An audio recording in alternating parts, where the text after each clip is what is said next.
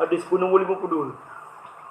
Sayyidina Mu'az radhiyallahu anhu meriwayatkan bahawa Nabi SAW bersabda, akhir zaman nanti akan ada golongan yang bersaudara secara zahir, bermusuhan secara batin. Ada orang tanya bagaimana keadaan itu boleh terjadi.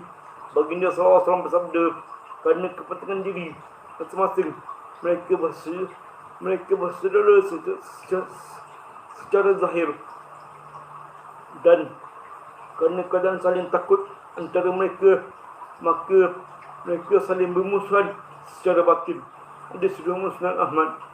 Keterangan maksudnya ialah asas keadaan bermusuhan dan berkawan antara manusia pada masa itu ialah kepentingan diri, bukannya untuk mencari keredaan Allah SWT.